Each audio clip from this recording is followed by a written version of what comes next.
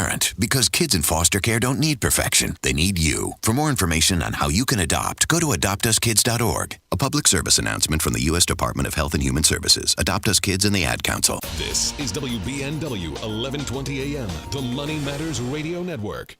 This is the Money Matters Radio Network, WBNW 1120 AM and W275CM FM, Concord, Boston. The Money Matters Radio Congratulations to the students and staff of Emergence Academy in Springfield, Massachusetts for their winning submission to the state's Power of Presence initiative. The school's amazing video will help spread the word about the power of students being in school every day. To see the video and learn more, visit us at doe.mass.edu. Sponsored by the Massachusetts Department of Elementary and Secondary Education.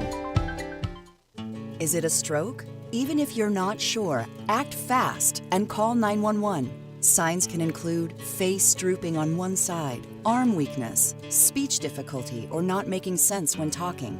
Time is critical.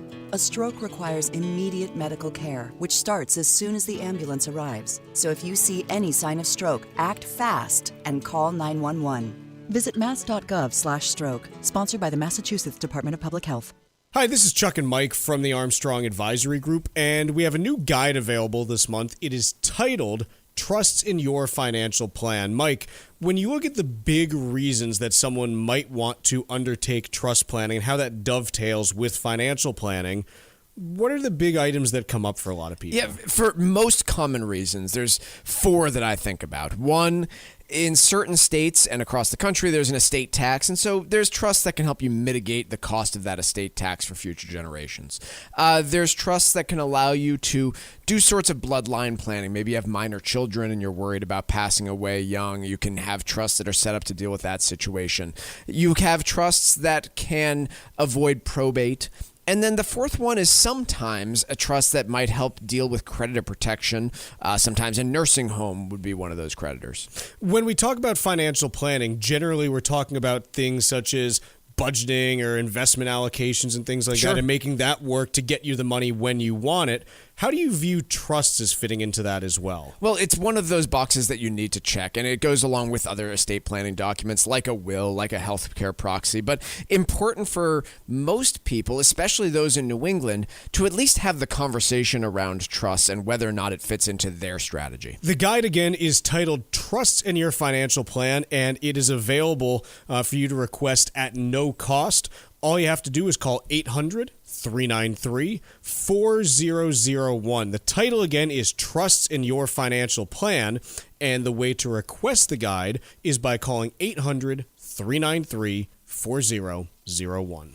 The proceeding was paid for by Armstrong Advisory Group, a registered investment advisor. Nothing in the ad or in any Armstrong guide is specific financial, legal, or tax advice. Consult your own financial, tax, and estate planning advisors before making any investment decisions. Armstrong may contact you to offer investment advisory services.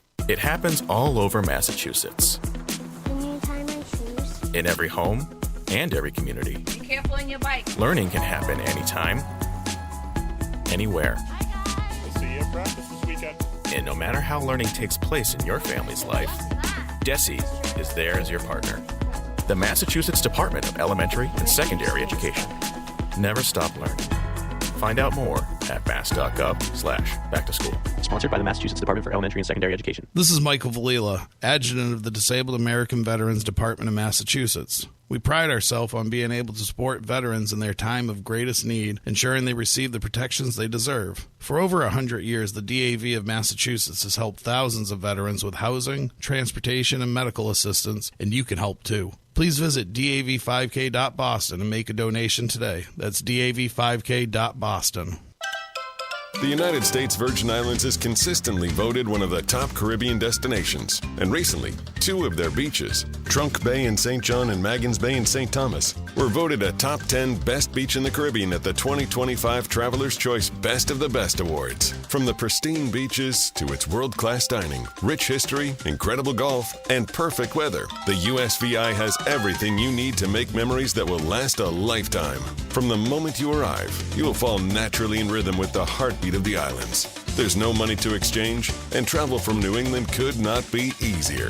Whether you're looking for a romantic getaway or a family vacation, the U.S. Virgin Islands is the perfect place for your next adventure. Go to visitusvi.com right now for more information and to book your trip.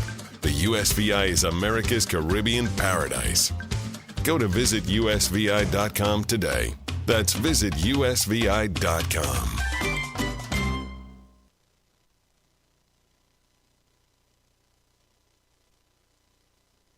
The Financial Exchange is produced by Money Matters Radio and is hosted by employees of the Armstrong Advisory Group, a registered investment advisor. All opinions expressed are solely those of the hosts, do not reflect the opinions of Armstrong Advisory or anyone else. Investments can lose money. This program does not offer any specific financial or investment advice. Please consult your own financial, tax, and estate planning advisors before making any investment decisions. Armstrong Advisory and the advertisers heard on this program do not endorse each other or their services. Armstrong and Money Matters Radio do not compensate each other for referrals and are not affiliated. This is the Financial Exchange with Chuck Zodda and Mike Armstrong. Your exclusive look at business and financial news affecting your day, your city, your world. Stay informed and up to date about economic and market trends, plus breaking business news every day. The Financial Exchange is a proud partner of the Disabled American Veterans Department of Massachusetts. Help us support our great American heroes by visiting dav5k.boston and making a donation today. This is the Financial Exchange with Chuck Zodda and Mike Armstrong.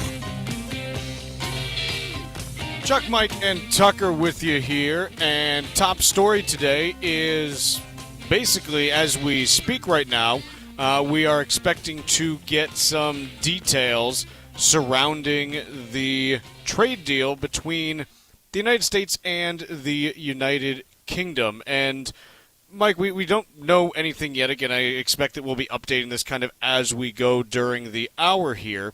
But I'll quote here from the Wall Street Journal and the Financial Times and Bloomberg have all had similar reporting on this.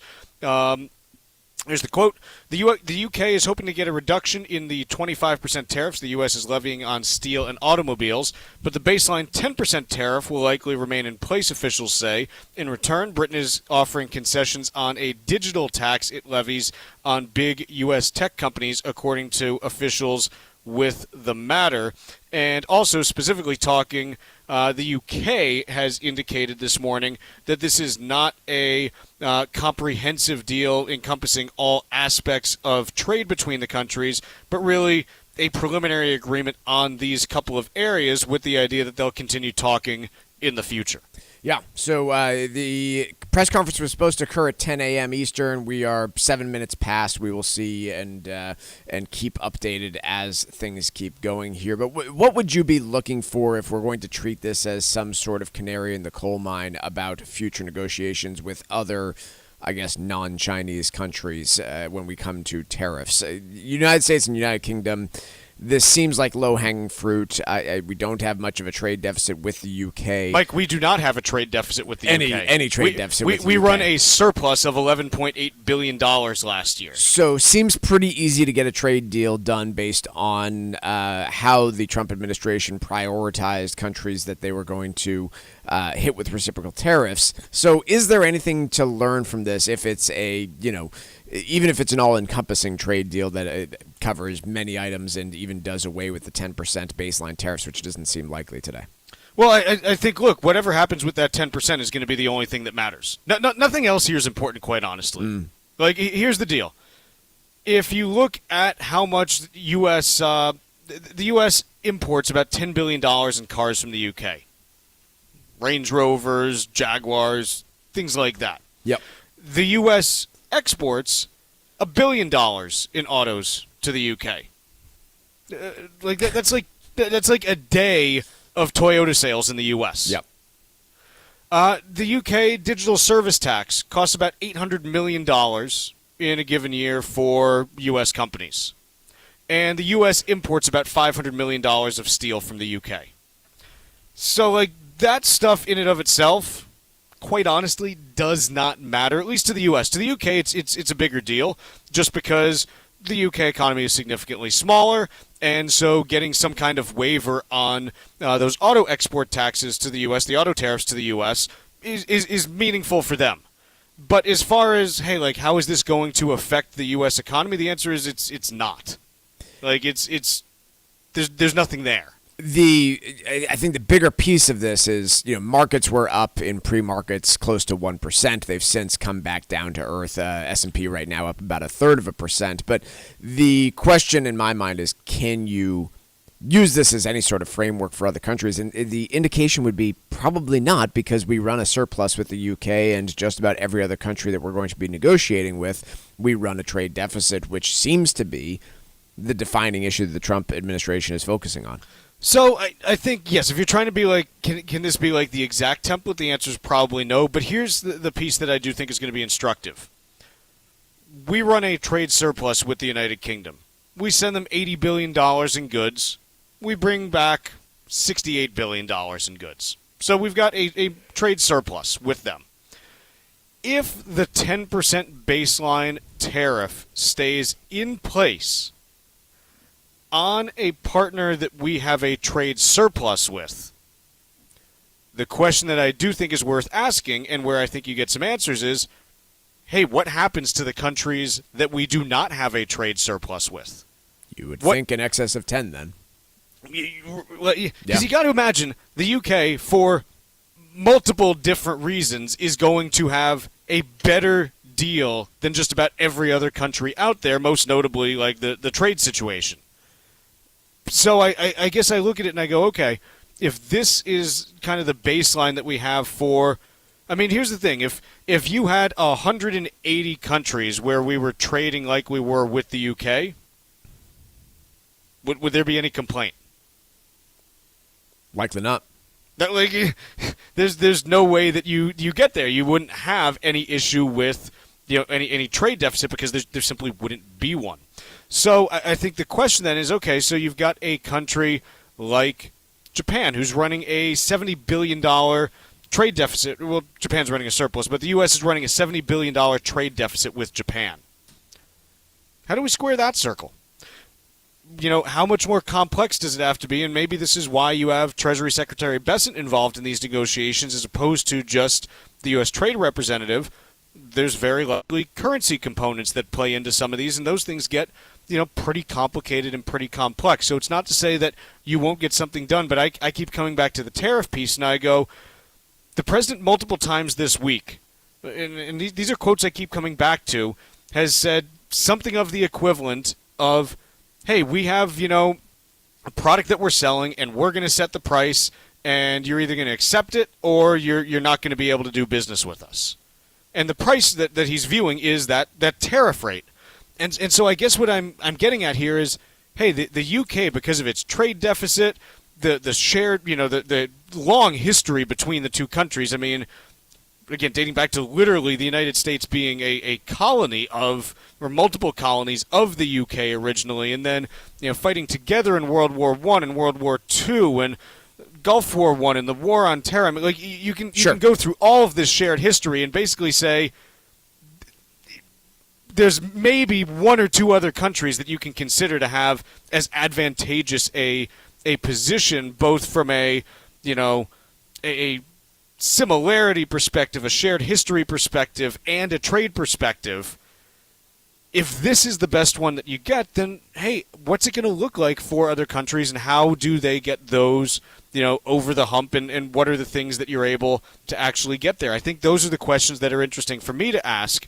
And so, the assumption that I think everyone on Wall Street is working at right now is that the baseline 10% tariffs are going to stay in place, and something's going to happen on China, probably down into the 50% range. That's kind of where people are working from, that's gotten markets to this point. And so I think the question and the setup here is, hey, if there's anything that is better than that, great. You've got the potential for, improvement. But there's also the likelihood, if this is the best deal that the UK can negotiate, there's no way that France, Germany, Japan, and others can negotiate the same deal then. No, I mean, like, you look at, Mexico and Canada, which respectively run $170 billion and $63 billion deficits with the U.S., and you sit there and you go, okay, like, how's that going to work? So I think those are the questions that are interesting to sort through, and try to inform where things are going. But I think the working assumption that's out there for most people, 10% staying in place, something extra on China, but probably not the 145 that's there. And obviously we'll have to see how things go over the weekend, if we get any movement in that rate over the weekend, or if this is kind of a prelude to something that is, further down the line in, later this month or as we get into the summer with China. The other question I would have about the UK deal, they just inked the UK did inked a new deal with India on trade and other, immigration type issues. I'm interested to see. Scott Bessent's been kind of dangling this carrot out in front of other countries of, hey, join with us on penalties on trade with China and we can negotiate a better deal. Is there any mention of that in a deal with the UK? I kind of doubt it, but that would be kind of the only circumstance I could envision where that 10% baseline starts disappearing. And that's one where, by the way, negotiations with the EU become really complicated because the EU and specifically Germany, to a significant extent, there's some significant political capture there by China, and I think that you would get significant pushback from the EU, which could make that one of the more difficult negotiations potentially, if that is a sticking point there. So I think that that's something that bears watching as we get more details. But again, still no specifics, that have been hammered out, or not hammered out, but that have been made available publicly yet. And we'll have to see what we get over the course of the day. And then I think all eyes continue to be the reporting from Charlie Gasparino from Fox Business. India is kind of next in the queue, but obviously with everything going on right now between India and Pakistan, that seems to have slowed things down at the moment. And so I think that's another one that you would expect to see in short order. Australia, South Korea, Japan, they're all kind of in that next group that you would say, okay, these are the ones that you should have, the easiest deals to potentially work, or the easiest frameworks to establish, and we'll have to see what we get there.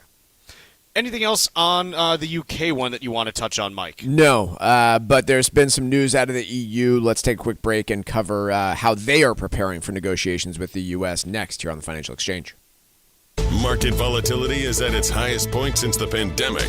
Keep it here for the most comprehensive coverage of the global trade war. This is the Financial Exchange Radio Network. New Englanders love the Caribbean, and now there's a Caribbean travel channel available for you to learn all about Caribbean culture while you're planning your next trip to your favorite island. The TravelShareIt.com marketplace is loaded with information about the arts, festivals, food, and music throughout the Caribbean, and is an interactive website featuring daily travel deals to any island of your choice. Book your next Caribbean vacation on the most comprehensive travel channel for the islands, TravelShareIt.com. That's TravelShareIt.com. There are critical mistakes you can make during the estate planning process that may have a damaging effect on your financial strategy. Cushing & Dolan's new guide is called Detour Ahead, Estate Planning Blunders to Avoid. Get yours today and make the right decisions to protect your assets. Call 866-848-5699. That's 866-848-5699, or request it online at LegalExchangeShow.com. The proceeding was paid for and the views expressed are solely those of Cushing & Dolan. Cushing & Dolan and or Armstrong Advisory may contact you offering legal or investment services. Cushing & Armstrong do not endorse each other and are not affiliated.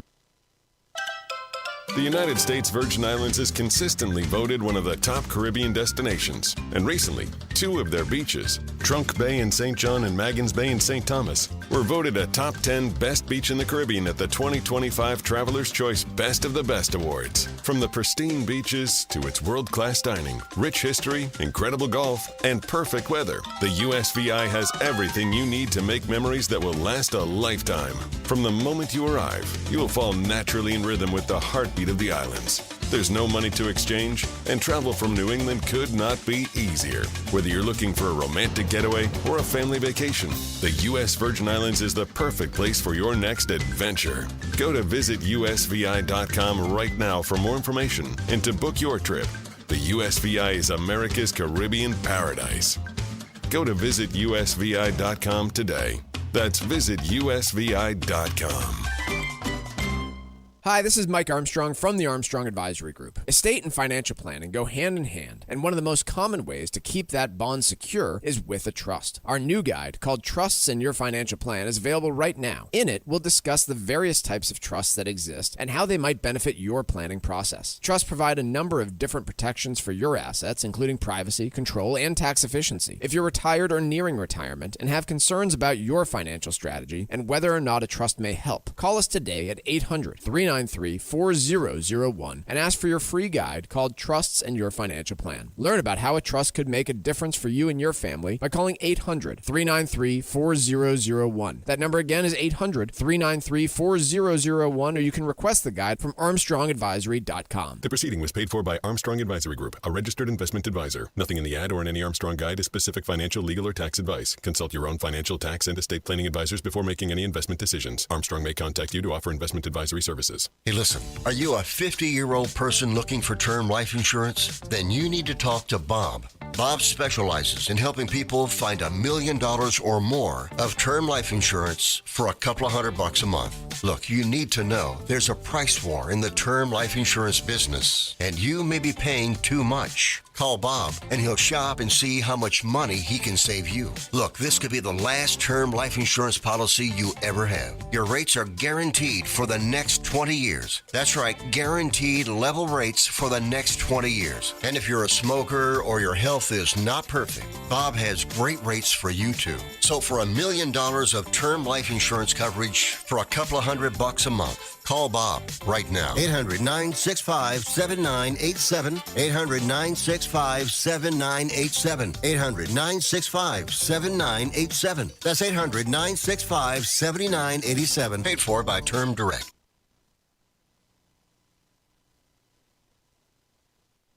Wall Street Watch, a full update on the market's performance to date. Weekdays at 10:30, only here on the Financial Exchange Radio Network.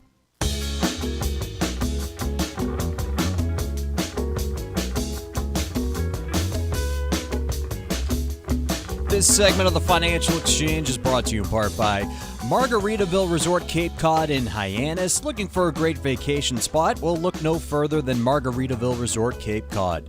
Located just off Route 6, Margaritaville Resort Cape Cod is perfect for a weekend getaway or a fun-filled family vacation. You'll enjoy first-class accommodations and dining, our incredible Fins Up water park, and of course, the gorgeous pageantry of the Cape. Visit MargaritavilleResortsCapeCod.com for reservations and more information. All right, let's talk a little bit about the state of negotiations between the U.S. and EU as it relates to trade.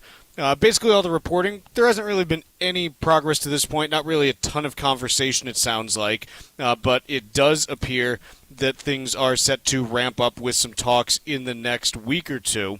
And the EU unveiling this morning, or I guess it was, kind of midday their time, a whole set of different additional tariffs that they would put in place if they're not able to get these negotiations to a satisfactory place. So pretty much saying, hey, we want to try to get something done, but if we can't, here's what we're going to do, and it's not going to be a whole lot of fun for you. What are they proposing? Yeah, so this is unsurprising, and by the way, just because they are listing this out, I don't take this as bad news about the direction of these negotiations. If you are the EU, you are not going to sit on the sideline and go into these negotiations with no bargaining power. You have to do something like this. Correct. So, the list of things that they mentioned, big ones anyway, cars, obviously.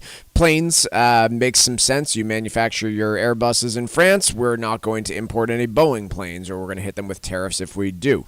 Bourbon has been a constant source of targeting by the EU and other countries over tariffs several times now. So those are a number of the different items that would be looked at. But like you mentioned, Chuck, it'd be targeting about $108 billion of U.S. goods that would be looked at for reciprocal tariffs in the event that they cannot make this all move along.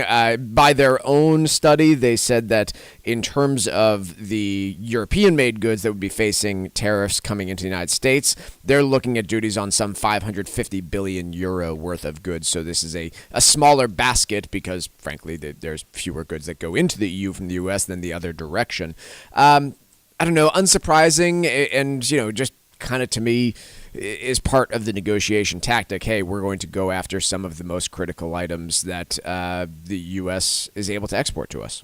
Yeah, and just to give some color on the trade deficit that the U.S. has with the EU, the U.S. exports about $370 billion worth of goods to the EU. We import about $605 billion. So in total, there's about $1 trillion in trade between the two countries, but it's skewed, call it like 62 to 38% in favor of goods heading from the EU versus goods heading from the United States. So yeah, look, I don't think that the publication of this list says anything about the fact that things are good or bad. As you noted, it's much more, hey, if someone places a punitive measure on you, in order to start negotiations, you basically have to say, okay, here's what we're going to do to you. Otherwise, you're just negotiating against yourself. It's the Roosevelt theory. Speak softly, carry a big stick. So I think that this is going to be something that we'll see how things go over the next few weeks or so, and whether we start to see some signs of progress there. But look, if the ask from the Trump administration, which I think one of them is going to be, hey, we need you to, focus on detaching yourself somewhat from Chinese supply chains, there are all kinds of signs that that's going to be a really tough putt with the EU, because China is absolutely deeply embedded into the EU economy now, and furthermore, has significant influence amongst different political groups within the EU as well, to the point where, with a number of things that happen, you kind of look at it and you're like, man, this really does not seem to be in Europe's best interest in a lot of cases, but instead in China's best interest.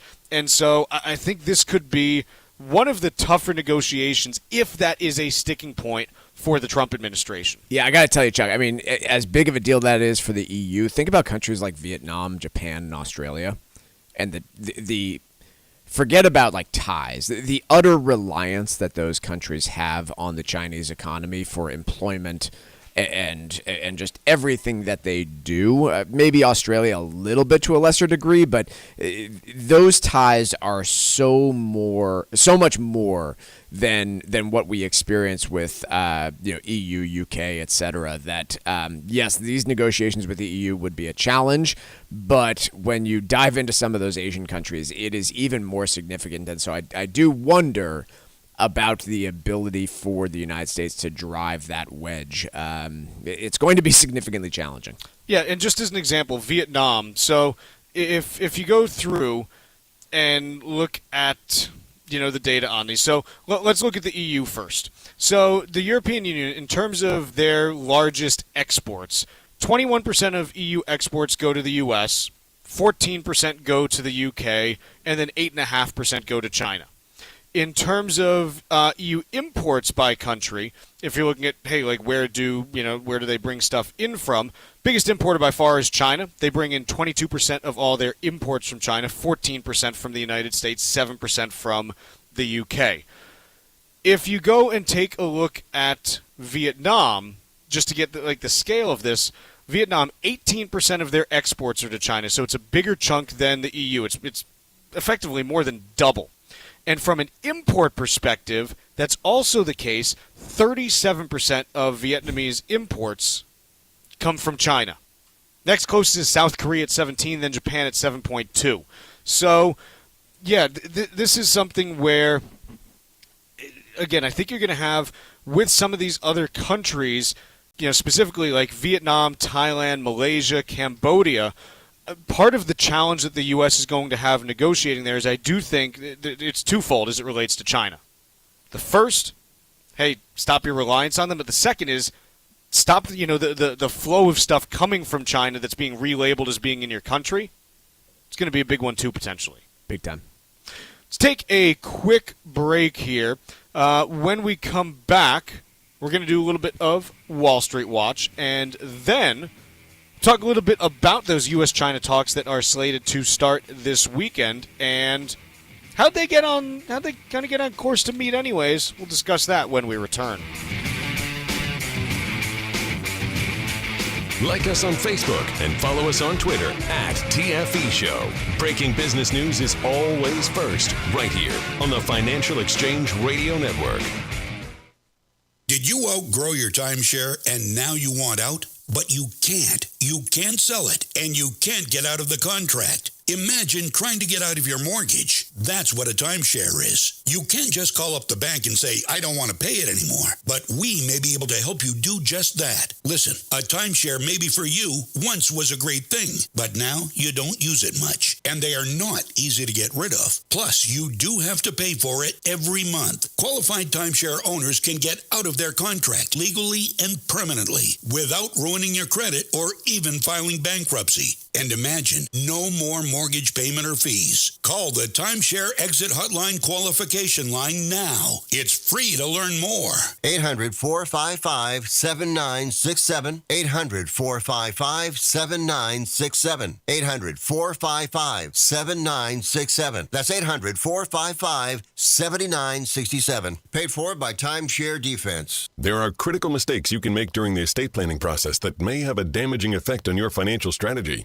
Cushing & Dolan's new guide is called Detour Ahead, Estate Planning Blunders to Avoid. Get yours today and make the right decisions to protect your assets. Call 866-848-5699. That's 866-848-5699 or request it online at LegalExchangeShow.com. The proceeding was paid for and the views expressed are solely those of Cushing & Dolan. Cushing & Dolan and or Armstrong Advisory may contact you offering legal or investment services. Cushing & Armstrong do not endorse each other and are not affiliated. This is Michael Valila, Adjutant of the Disabled American Veterans Department of Massachusetts. The DAV of Massachusetts has helped me and countless others adjust to civilian life through a variety of incredible programs. Through our local Veterans Assistance Program, we provide necessary services to veterans and their communities, such as food shopping, landscaping, and companionship, but we need your support. You can help by making a donation today. Please visit dav5k.boston. That's dav5k.boston.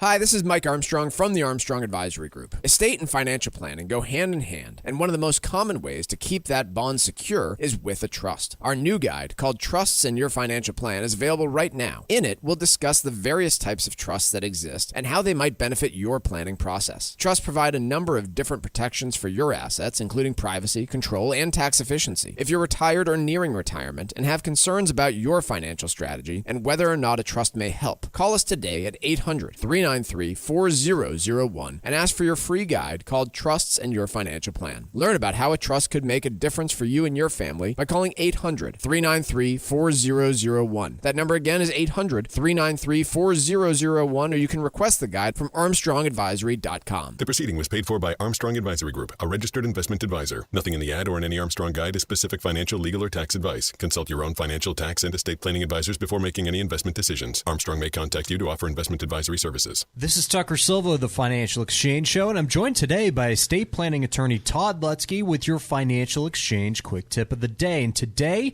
we're talking about the top estate planning mistakes to avoid. Todd, a lot of people create their estate plan, but there are some that don't actually transfer assets into it. Can you explain why this is such a big mistake? Sure. I'm going to try to explain it both from a revocable and an irrevocable planning standpoint. With the revocable, if you don't put assets in there, you end up leaving them owned perhaps jointly if you're married, and designated beneficiaries and the like. But if everything goes to the spouse when one dies, then you've completely avoided your estate plan. In other words, you've set your trust up, but you went around it by leaving everything to the spouse instead of going through it by funding the trust and cramming down the assets to shelter some from estate taxes on the first death, so there's less taxed on the second death. And ultimately, on the second death, if you don't plan, there could be a probate problem because everything would go to probate if it's in their own name. The other big reason is with an irrevocable trust, of course, not funding it also can result in estate tax problems by the same way it did with the revocable trust. But in addition to not funding them with the irrevocable,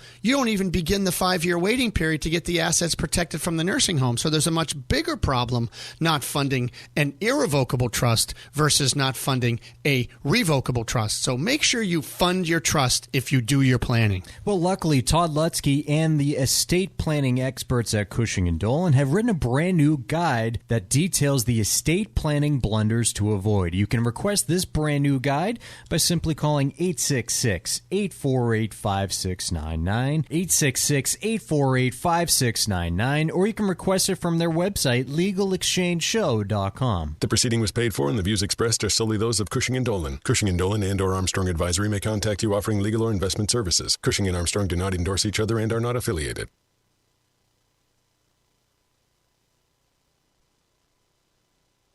Time now for Wall Street Watch, a complete look at what's moving markets so far today, right here on the Financial Exchange Radio Network. Markets are in positive territory as Wall Street awaits official details of a new trade deal between the U.S. and the U.K. News conference was supposed to start at 10 o'clock, but hasn't started yet to this moment, so we're still awaiting that press conference. Investors are also digesting yesterday's commentary from the Federal Reserve and Jerome Powell. Right now, the Dow is up by over 0.2% or 280 points. S&P 500 also up by 0.2% or 35 points, and the Nasdaq is up just over 0.75% or 139 points. Russell 2000 is up by 0.7% or 13 points. 10-year Treasury yield up by 4 basis points, now at 4.32%, and crude oil up 2.5% higher today, trading at $59.51 a barrel. Ford announced price increases for 3 of its popular vehicles due to tariff uncertainty, including 2025 models of the Maverick, Bronco Sport, and Mach-E built after May 2nd. The Detroit automaker said the new prices would increase anywhere between $600 and $2,000 a vehicle, depending on the features. Ford shares are up by 0.5%. Meanwhile, beer brewer Molson Coors slashed its annual outlook, citing intensified overseas competition and consumers' economic woes. However, its competitor Anheuser-Busch InBev posted better than expected earnings. Molson down by 5%, while Bud stock is up by 2%. Shopify's shares are down by 2%, despite the commerce technology platform beating revenue expectations for the first quarter. However, it did post a wider quarterly net loss. Chipmaker ARM Holdings sinking by 5% after the company posted weaker than expected guidance for the current quarter. AppLovin stock jumping by 14% after the AI-powered marketing platform posted stronger than expected first quarter earnings boosted by its ad business and also announced the sale of its mobile gaming business. And Krispy Kreme pulled its annual guidance and said it would stop paying dividends, citing a challenging environment, sending shares in Krispy Kreme down by 19%. I'm Tucker Silvan. That's Wall Street Watch. Mike, we got a piece in the Wall Street Journal. The headline is Fentanyl Crisis Provided Opening for U.S.-China Trade Talks. And, again, just kind of a nice little background piece that I think gives us a little bit of insight into how we got to the point where the two sides are going to be sitting down for a chat in Switzerland this weekend. Yeah, it does not appear that this would have necessarily happened without this opening. And the point here is that China does participate in the illegal, the government does not, but manufacturers in China and gangs export the components to Mexican cartels, allegedly, who then ship the stuff into the United States. And both China and the United States seem to agree that this is a not easy to resolve problem, but at least a problem that most can agree on should be addressed. And who knows if it actually leads to anything, but it certainly is an opening door for two countries that seemingly do want to find a path for de-escalation while being able to save face with their citizens. Do you think that that's a fair categorization of where we are now with U.S. and China trade? I think so. But I've been wrong before. We're all guessing at this stage.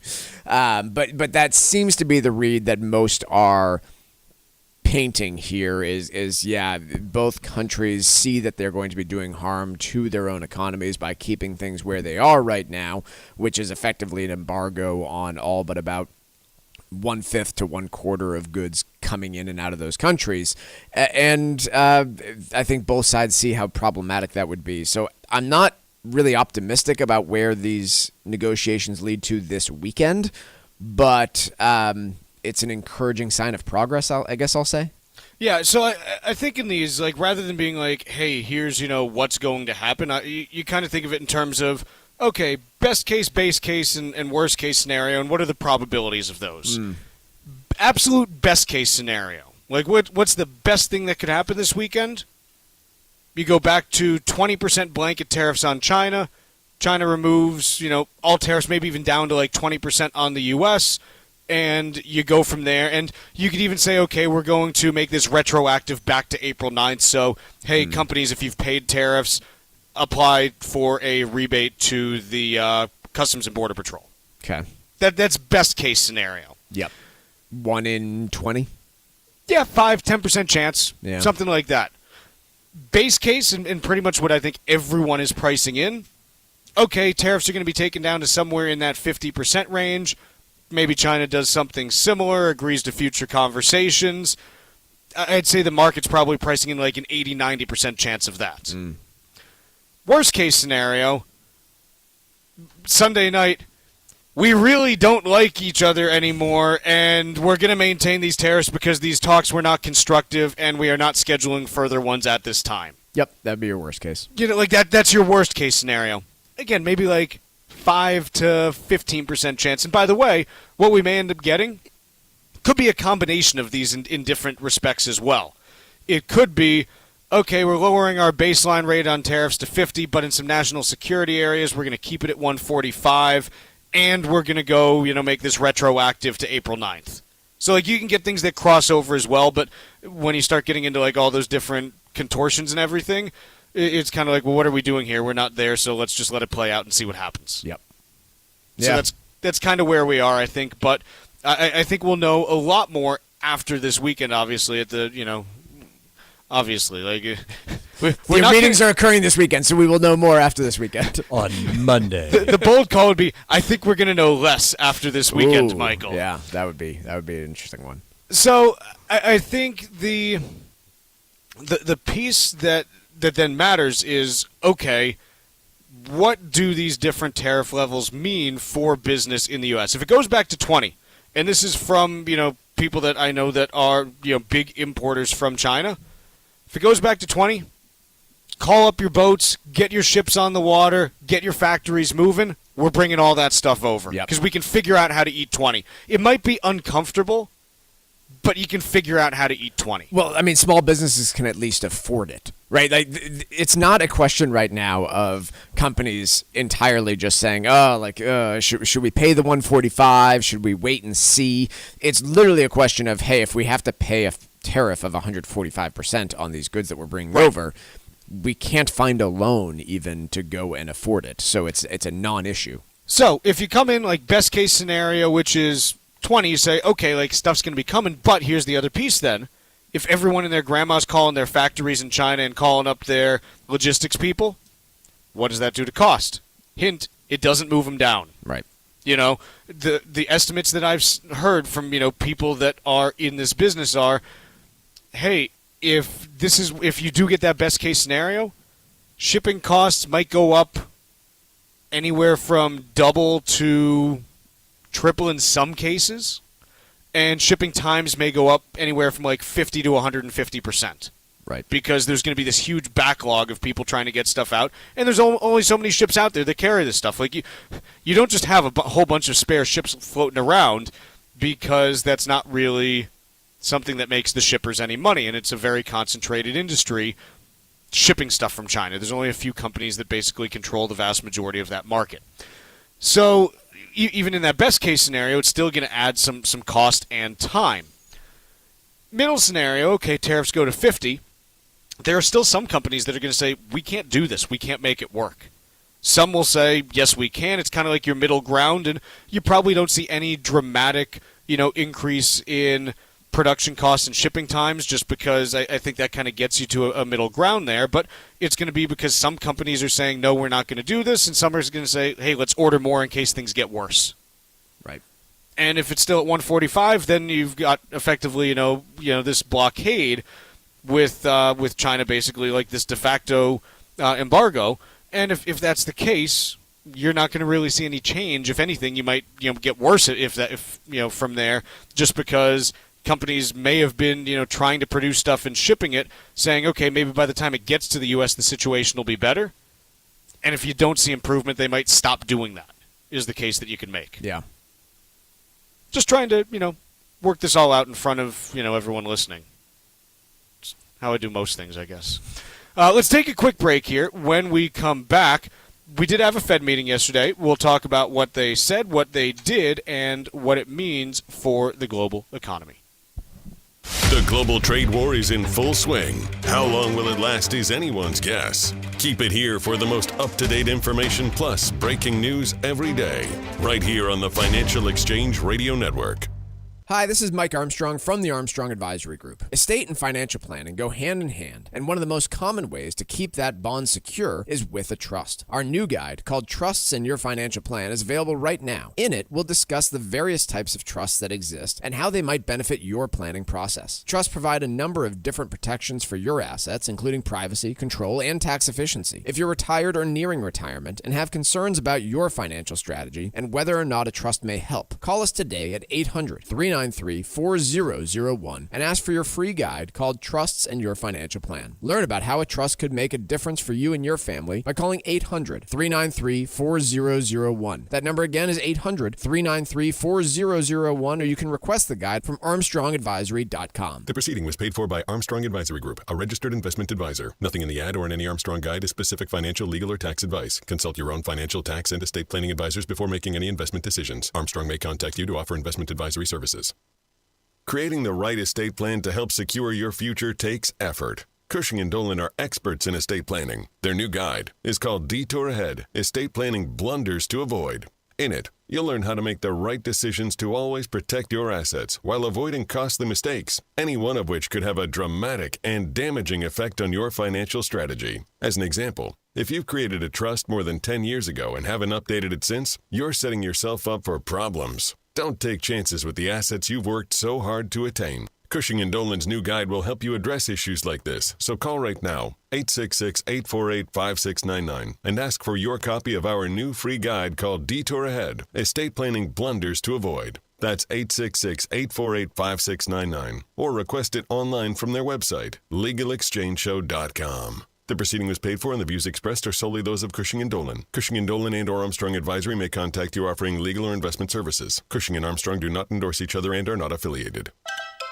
The United States Virgin Islands is consistently voted one of the top Caribbean destinations. And recently, 2 of their beaches, Trunk Bay in St. John and Magens Bay in St. Thomas, were voted a top 10 best beach in the Caribbean at the 2025 Traveler's Choice Best of the Best Awards. From the pristine beaches to its world-class dining, rich history, incredible golf, and perfect weather, the USVI has everything you need to make memories that will last a lifetime. From the moment you arrive, you will fall naturally in rhythm with the heartbeat of the islands. There's no money to exchange, and travel from New England could not be easier. Whether you're looking for a romantic getaway or a family vacation, the U.S. Virgin Islands is the perfect place for your next adventure. Go to visitusvi.com right now for more information and to book your trip. The USVI is America's Caribbean paradise. Go to visitusvi.com today. That's visitusvi.com. Environmental nonprofit Ocean River Institute is working with communities to tackle climate change with nature-based solutions that feature slowing water down and building more soil with grasses and plants. Research indicates that people acting in their own neighborhoods can build an inch of soil in a year and slow sea level rise down by as much as 25%. Please visit oceanriver.org for more information on opportunities to make a difference and go the distance for savvy stewardship of a greener and bluer planet Earth. Is it a stroke? Even if you're not sure, act fast and call 911. Signs can include face drooping on one side, arm weakness, speech difficulty, or not making sense when talking. Time is critical. A stroke requires immediate medical care, which starts as soon as the ambulance arrives. So if you see any sign of stroke, act fast and call 911. Visit mass.gov/stroke, sponsored by the Massachusetts Department of Public Health.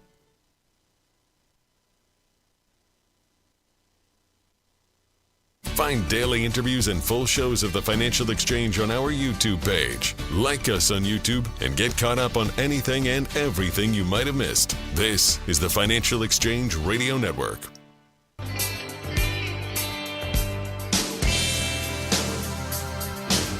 Mike, yesterday we had a Fed meeting. I advertised it as the least consequential and least important Fed meeting in quite a while.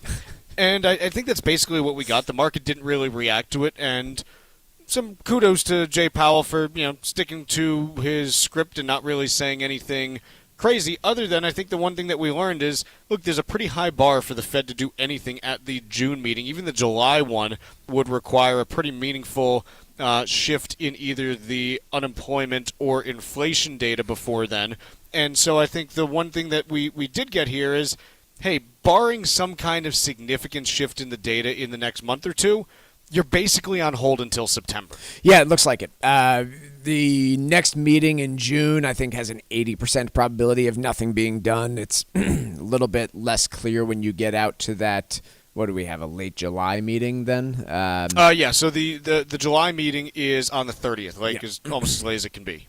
So, the term wait was used some 22 times, or different versions of the word waiting. Holding off was like used more. a lot during this meeting.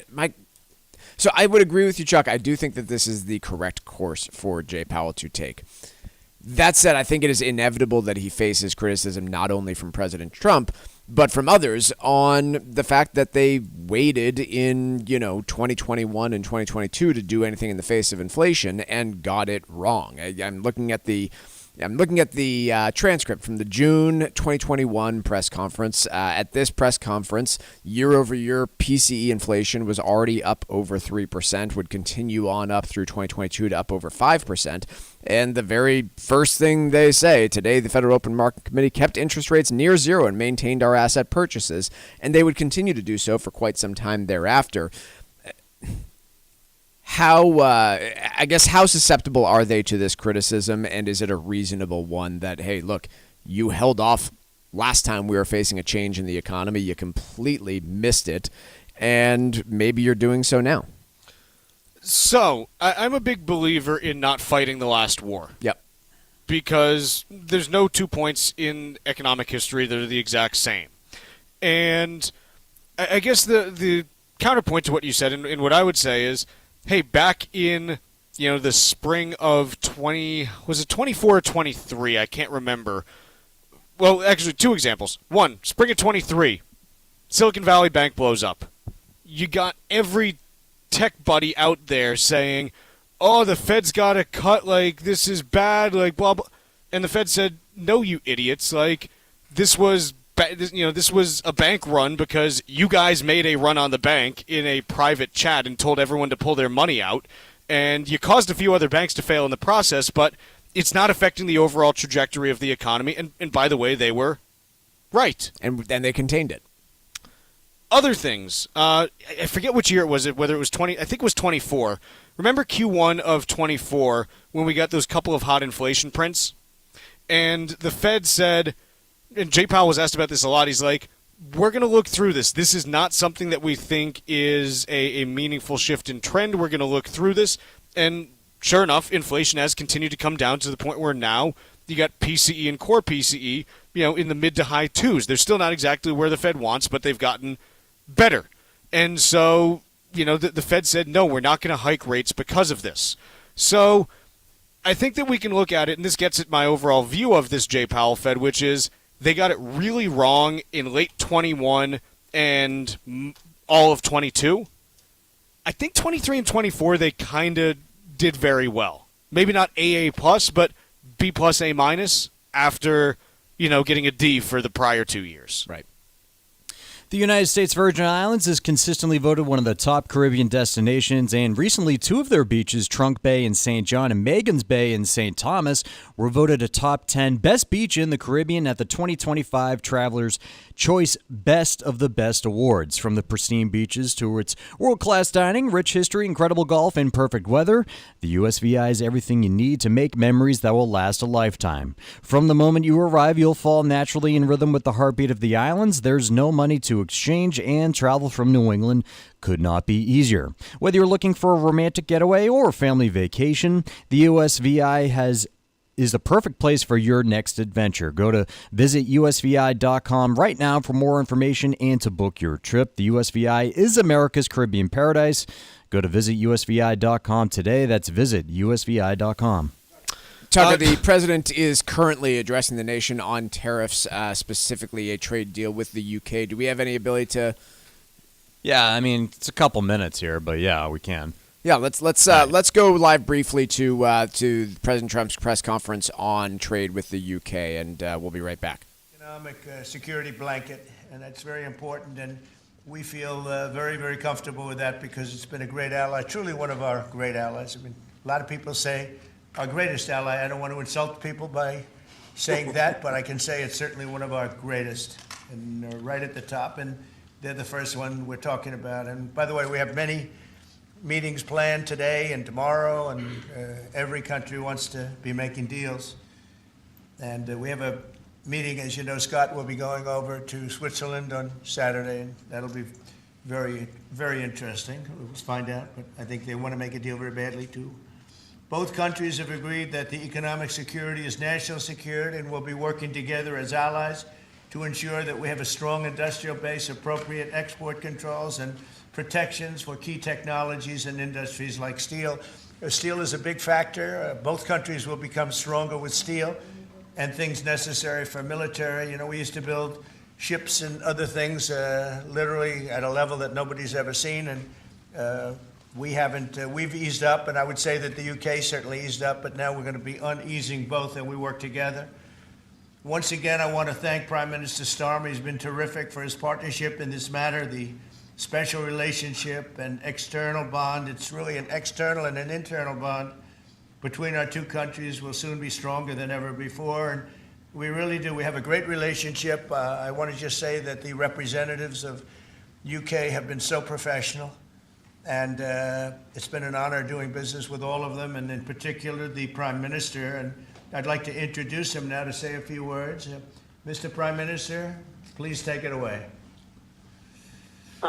Thank you, Mr. President, Donald. And this is a really fantastic, historic day in which we can announce this deal between our two great countries. And I think it's a real tribute to the history that we have of working so closely together.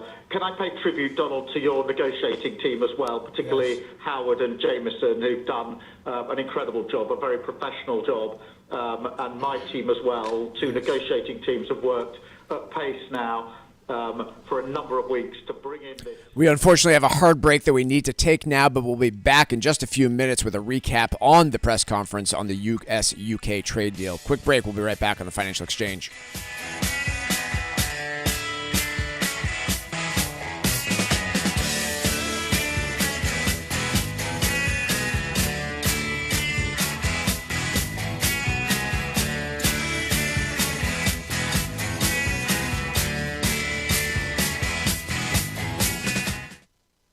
Cardiovascular disease is the #1 killer of women, taking the lives of 1 in 3. That's more than all forms of cancer combined. For too long, heart disease and stroke have taken the lives of the women we love. But we're not giving up because we have something better, stronger, more powerful. We have each other. When we come together and go red, the more power we have against our greatest health threat. Visit GoRedForWomen.org today to learn more. As a busy mom to 4 kids, my to-do list is full. Trying to fit in exercise, eating right, and prioritizing self-care can feel next to impossible. While we can't add more hours to the day, we do have a great resource to help. Go Red for Women has easy tips, tools, and information to help you and your family live a healthier life. So to all the moms, the aunts, the grandmothers, and amazing women out there doing it all, visit GoRedForWomen.org/momlife today. You take care of them, Go Red for Women will take care of you. Are you over the age of 50? Want peace of mind and financial security for your family? Here's an important message to you from Senior Care USA. The average funeral now costs over $10,000. That leaves your loved ones the burden of paying your debts and funeral costs. Our plans start as low as $1 per day and will pay your family up to $30,000 to help pay for your funeral and other expenses. There are no medical exams, your rates will never increase, and your plan cannot be canceled, regardless of your medical conditions, as long as you make your premium payments. Get up to $30,000 in final expense insurance. Call now for free information. Just answer a few simple questions and get approved right over the phone in just a few minutes. Call right now. Call 800-378-3818. 800-378-3818. 800-378-3818. That's 800-378-3818. 3818. Hey, listen, are you a 50-year-old person looking for term life insurance? Then you need to talk to Bob. Bob specializes in helping people find $1 million or more of term life insurance for a couple of $100 a month. Look, you need to know there's a price war in the term life insurance business, and you may be paying too much. Call Bob, and he'll shop and see how much money he can save you. Look, this could be the last term life insurance policy you ever have. Your rates are guaranteed for the next 20 years. That's right, guaranteed level rates for the next 20 years. And if you're a smoker or your health is not perfect, Bob has great rates for you too. So for $1 million of term life insurance coverage for a couple of $100 a month, call Bob right now. 800-965-7987. 800-965-7987. 800-965-7987. That's 800-965-7987. Paid for by Term Direct. This is the Money Matters Radio Network. WBNW 1120 AM and W275 CM FM. Concord, Boston.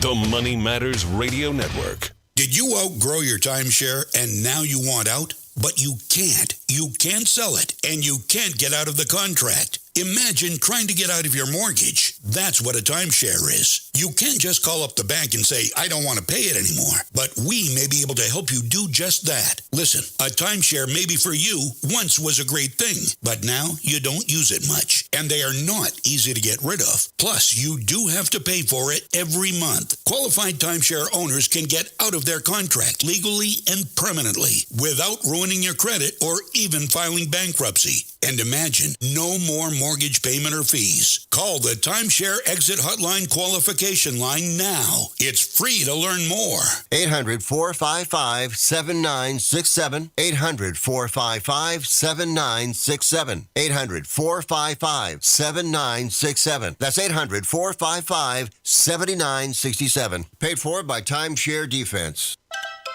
The United States Virgin Islands is consistently voted one of the top Caribbean destinations. And recently, 2 of their beaches, Trunk Bay in St. John and Magens Bay in St. Thomas, were voted a top 10 best beach in the Caribbean at the 2025 Traveler's Choice Best of the Best Awards. From the pristine beaches to its world-class dining, rich history, incredible golf, and perfect weather, the USVI has everything you need to make memories that will last a lifetime. From the moment you arrive, you will fall naturally in rhythm with the heartbeat of the islands. There's no money to exchange, and travel from New England could not be easier. Whether you're looking for a romantic getaway or a family vacation, the U.S. Virgin Islands is the perfect place for your next adventure. Go to visitusvi.com right now for more information and to book your trip. The USVI is America's Caribbean paradise. Go to visitusvi.com today. That's visitusvi.com. It happens all over Massachusetts. Can you tie my shoes? In every home and every community. Be careful on your bike. Learning can happen anytime, anywhere.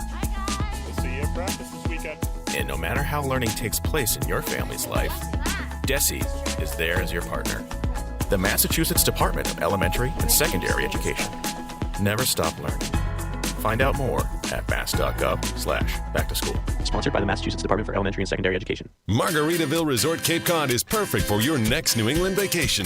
Located just off Route 6 in Hyannis, the resort has everything you need to enjoy an incredible week with your family or a quick weekend getaway. Along with first-class accommodations and food, Fins Up Water Park is packed with aquatic adventures that will keep the kids entertained for hours. The summer season is coming soon, so make plans today for a fun-filled vacation at Margaritaville Resort Cape Cod. For more information and to book your trip, visit MargaritavilleResortsCapeCod.com. Hi, it's Chuck and Mike from the Armstrong Advisory Group, and we have a guide available this month titled Trusts in Your Financial Plan. Mike, a lot of times when we talk about financial planning, it's with the idea of having your money available to you to use when you need to use it. How do trusts work to kind of keep that idea going, not just for yourself, but also for the next generation as well? Sure, and it doesn't always need to be the next generation, because how many times have you heard somebody say, hey, look, I raised my kids, they're in a good spot. I want the less check I write to bounce. I'm spending this money. But, there can be situations where trust can benefit even a married couple in the event of a lawsuit or a nursing home that's unexpected, especially if there's a big age gap. That can be critical. But for next generation planning, it gets much more common, and especially in the New England area where most states have an estate tax, there's a lot that can be done from a multi-generational planning perspective to, if not eliminate those taxes, at least mitigate them to a large degree. I mean, you think about here in New England, the value of your primary residence, which you sell, it might not be subject to capital gains tax, but if you die, is most certainly subject to estate taxes.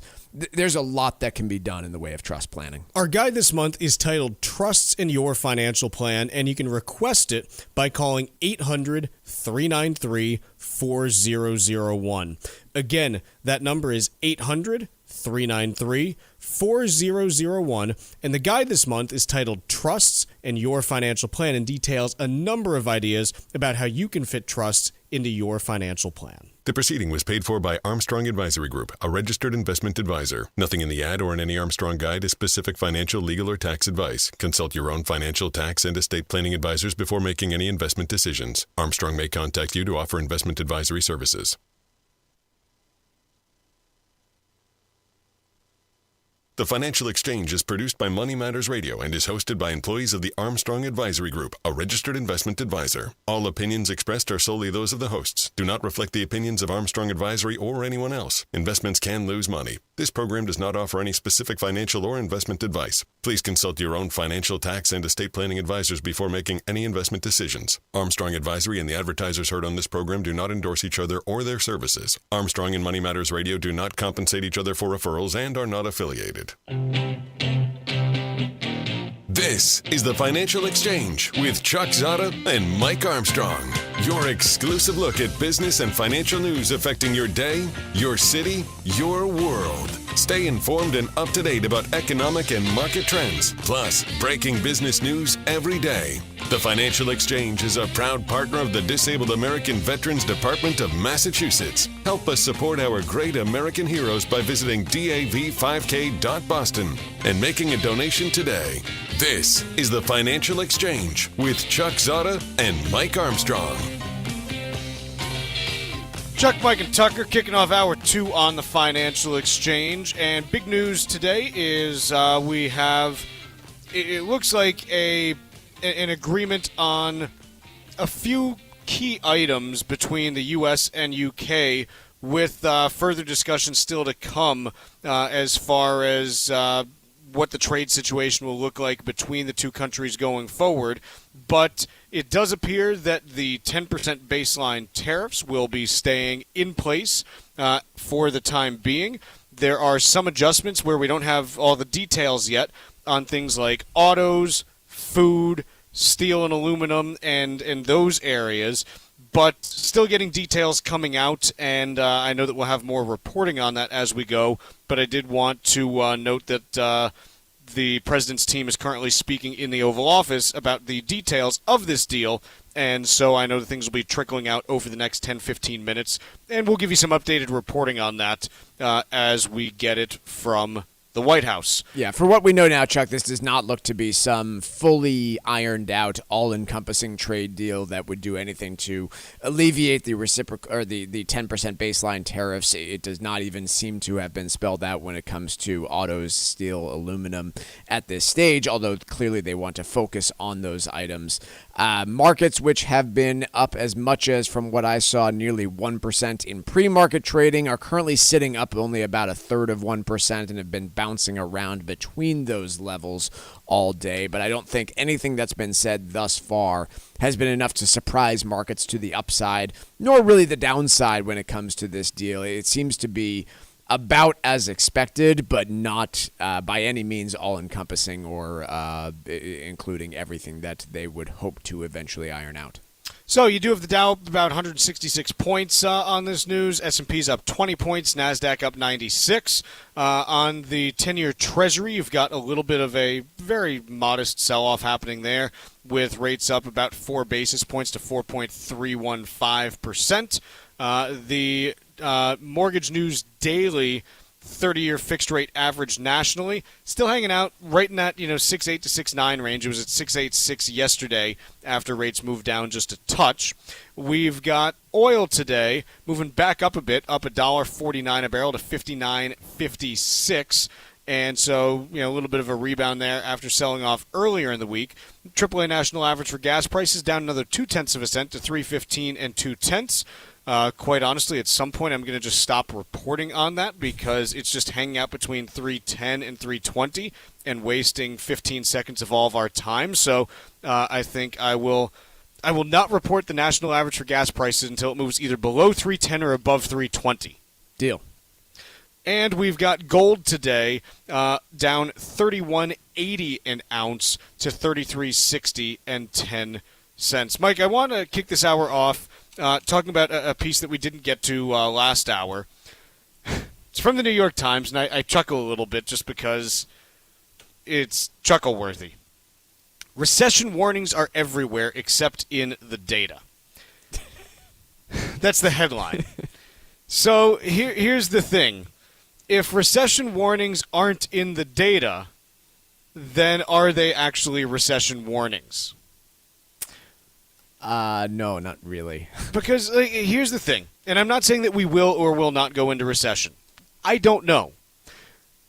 And quite honestly, the recession versus slowdown is also not something that necessarily matters as well. We technically didn't go into recession in the first half of 2022. That economy still sucked. It was really bad. Sure did. Really bad. So, in any case, what we are seeing here is a bunch of people saying that they're really nervous about what the next 6 to 9 months could look like. This can be anyone from households to business leaders to politicians to economists and everyone else in between. You've got acrobats that are probably like, man, this could be a little bit rough here. You'll see how it goes. So I think that ultimately fear of recession is not something that matters. Because there have been plenty of times, in particular in 2022, where you had, Bloomberg had its tracker or whatever saying that there was a 100% probability of recession in the next 12 months. Jamie Dimon famously said, there's a hurricane coming for the U.S. economy, and then it ripped for the next 2 years and got better. So predictions or fears about recession are not particularly useful to me. I've kind of gotten to the point where it's someone says, I've changed my probability of recession from X to Y, and I'm like, great, don't tell me. It's just not useful in any way, shape, or form. What is useful is the data that can potentially be leading indicators of recession. And also understanding, hey, recessions don't usually develop the exact same way. They rhyme, but they don't match. And so I think also understanding that they can come from similar places but appear differently and understanding how those causes can happen is important. But ultimately, what you need to develop in order to have a recession is recessionary data, and that's something that is in short supply right now. We have areas of concern in data. We've talked about the drop in imports coming into the U.S. and how that could potentially impact consumption and the trucking and logistics industry, so there's some stuff there. That's actual hard data that's starting to show up. You have concerns about, housing with inventories building and prices, starting to fall in parts of the country that you're, maybe a little bit concerned about as well. But ultimately, when we talk about the stuff that is going to have to happen if you want to declare a full recession, it's usually industrial production is dropping. You've got, job loss. You've got purchasing power going down. Retail sales falling. There's a list of 7 or 8 things, and we're just not seeing those right now. And it still is something where, because I don't have any particular insight in forecasting recession, it's not something where I sit there and say I'm better at it than anyone else. I kind of look at it and say, hey, wait for the data to print and see what happens, and don't spend so much time focusing on is recession happening or not, but instead focus on, hey, which way is the data trending? Is it moving differently than it was previously? And if so, is it accelerating or decelerating? And that'll tell you more about what you need to know than these binary recession versus no recession calls. I'll tell you, I'm with you. I do have to give it, though, to Allison Traeger, which is kind of the next story up here that we had been looking at, where she just says, tariffs will be bad, but they won't cause a recession. In a sea of economists and journalists predicting recession come 2025, she kind of stands out here in saying, no, I don't think we're going to get one. And that's, she could be utterly wrong. Sure. I think there's an entire possibility. But for her to come out there and say, no, I don't think we're going to get it, and lays out her arguments why, mainly that the U.S. economy is in a pretty strong starting point when we went into this period of uncertainty, as well as just how well insulated the United States economy is from trade. She lays out a series of arguments that, no, I don't think that, and this is her words that I'm summarizing, that she does not believe the United States economy will sink into recession. It may slow, but not actually entering that recession territory. I don't know. I just found it refreshing and different compared to everything else that we've been reading over the course of the last 2 months. Yeah, and look, Mark Fandetti talks about this a lot. If you want the best predictor of where the economy is going to be next month, look at where the economy was last month, because economic momentum is a thing. It's, as we've seen the last couple of years, it's kind of hard to cause a recession, actually. Like, it's kind of hard. I'm not saying that you can't, but generally recessions happen because of something breaking somewhere in the system that usually amounts to too much leverage or too much money chasing after, returns in one area. Think tech bubble or housing bubble or S&L crisis, like things like that. That's usually what causes a recession, and usually, quite honestly, it's also, hey, because the economy starts getting too hot, the Fed starts ratcheting up rates, and that causes the economy to slow. If you have an economy that's relatively stable with the Fed not making changes in policy, you need some kind of, external event to end up causing it. Are tariffs possibly that event and, a reshuffling of global trade? Maybe, but also maybe not. And we're just going to have to see how the next 3 to 6 months play out and how the tariff situation evolves and what goes on there, because none of this is certain. So, sorry for being a broken record on this, but we'll have to see. We don't know yet. We'll see. Let's take a quick break. When we return, we've got some trivia, and then we'll talk about an announcement from the Trump administration on semiconductors yesterday and what it means for the sector going forward. Tariff fever is in high gear. We've got the latest on what might be next and how long it might last. Only here on the Financial Exchange Radio Network. The United States Virgin Islands is consistently voted one of the top Caribbean destinations. And recently, 2 of their beaches, Trunk Bay in St. John and Magens Bay in St. Thomas, were voted a top 10 best beach in the Caribbean at the 2025 Traveler's Choice Best of the Best Awards. From the pristine beaches to its world-class dining, rich history, incredible golf, and perfect weather, the USVI has everything you need to make memories that will last a lifetime. From the moment you arrive, you will fall naturally in rhythm with the heartbeat of the islands. There's no money to exchange, and travel from New England could not be easier. Whether you're looking for a romantic getaway or a family vacation, the U.S. Virgin Islands is the perfect place for your next adventure. Go to visitusvi.com right now for more information and to book your trip. The USVI is America's Caribbean paradise. Go to visitusvi.com today. That's visitusvi.com. Hi, this is Mike Armstrong from the Armstrong Advisory Group. Estate and financial planning go hand in hand, and one of the most common ways to keep that bond secure is with a trust. Our new guide, called Trusts in Your Financial Plan, is available right now. In it, we'll discuss the various types of trusts that exist and how they might benefit your planning process. Trusts provide a number of different protections for your assets, including privacy, control, and tax efficiency. If you're retired or nearing retirement and have concerns about your financial strategy and whether or not a trust may help, call us today at 800-390 800-393-4001 and ask for your free guide called Trusts and Your Financial Plan. Learn about how a trust could make a difference for you and your family by calling 800-393-4001. That number again is 800-393-4001, or you can request the guide from ArmstrongAdvisory.com. The proceeding was paid for by Armstrong Advisory Group, a registered investment advisor. Nothing in the ad or in any Armstrong guide is specific financial, legal, or tax advice. Consult your own financial, tax, and estate planning advisors before making any investment decisions. Armstrong may contact you to offer investment advisory services. Creating the right estate plan to help secure your future takes effort. Cushing & Dolan are experts in estate planning. Their new guide is called Detour Ahead, Estate Planning Blunders to Avoid.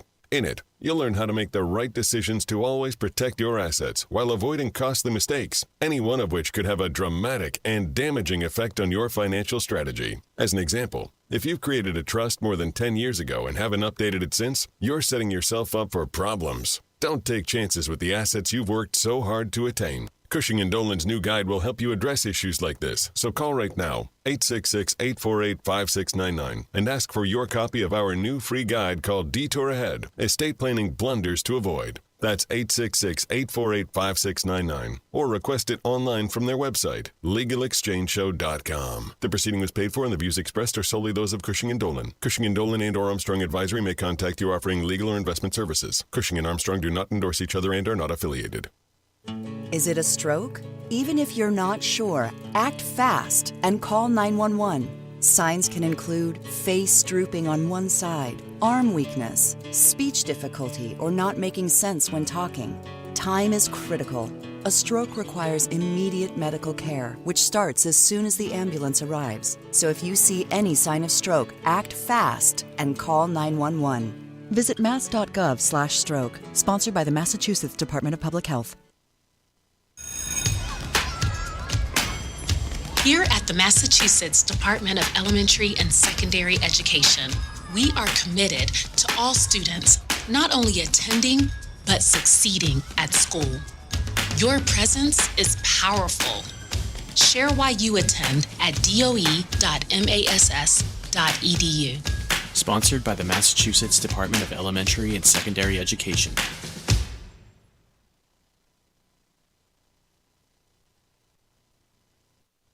If you missed any of today's show, catch up whenever you want on our YouTube page. Find daily show segments and full shows. Just go to youtube.com and search for The Financial Exchange. This is your home for breaking business and financial news. This is the Financial Exchange Radio Network.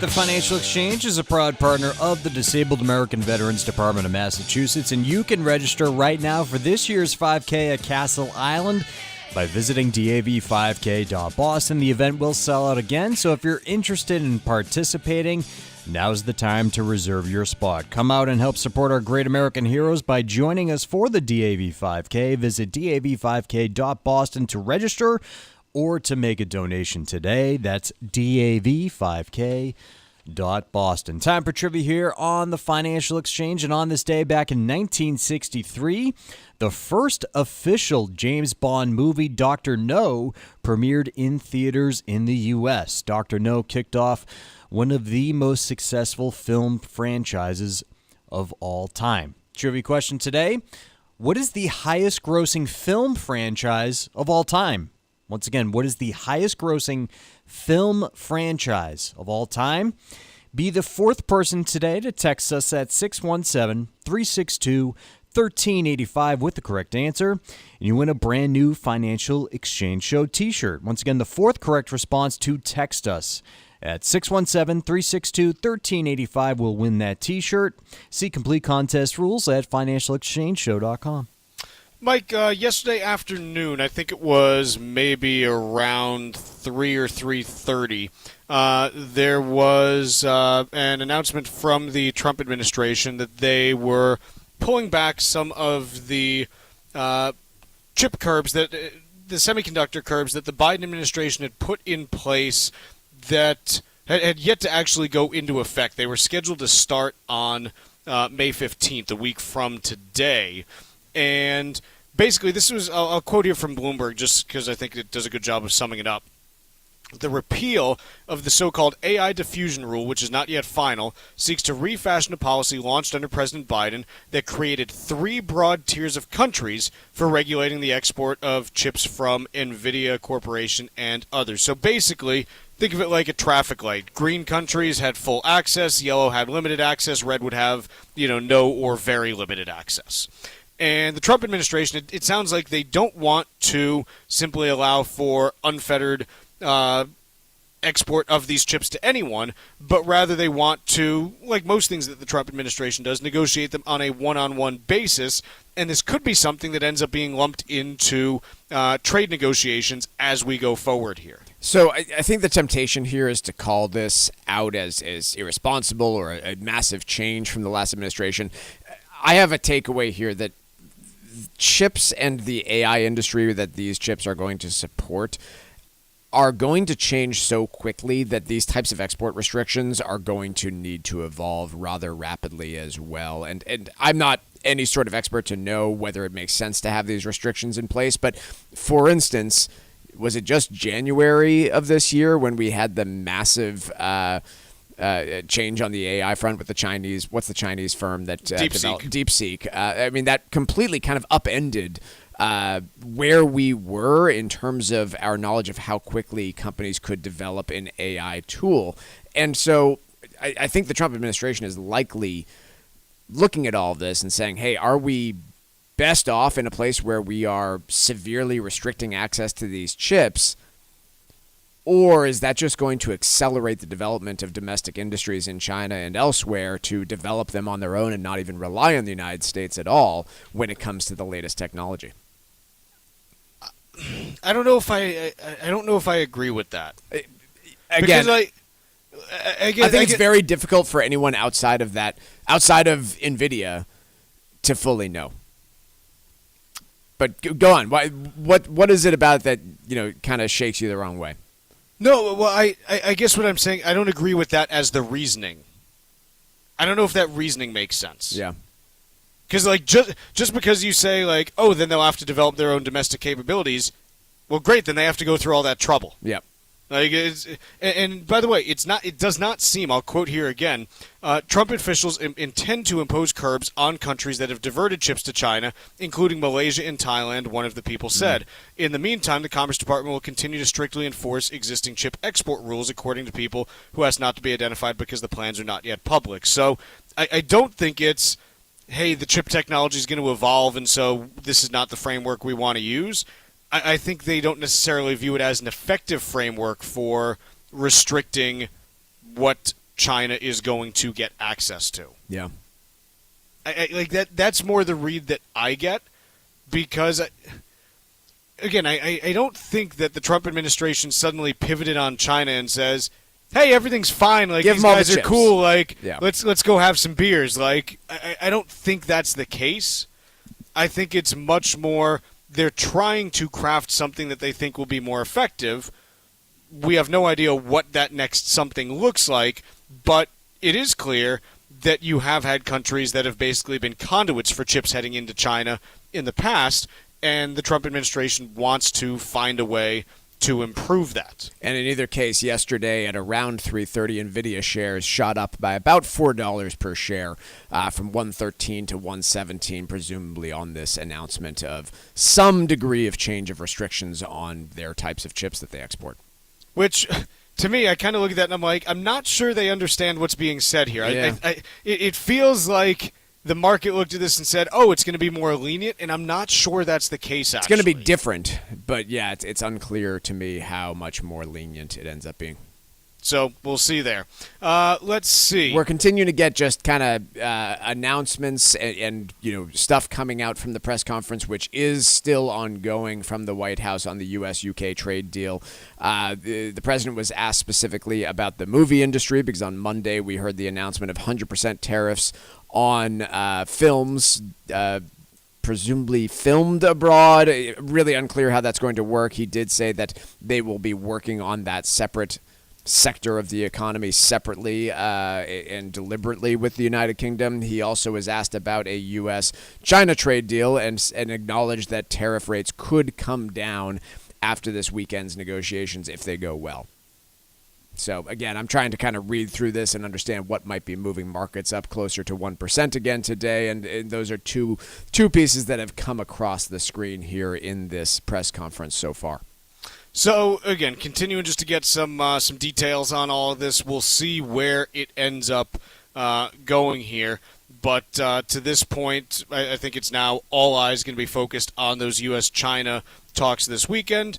And, hey, what happens to tariffs as we get into next week? That is going to be the big question. As Mike mentioned, stocks rallying over the last 15, 20 minutes.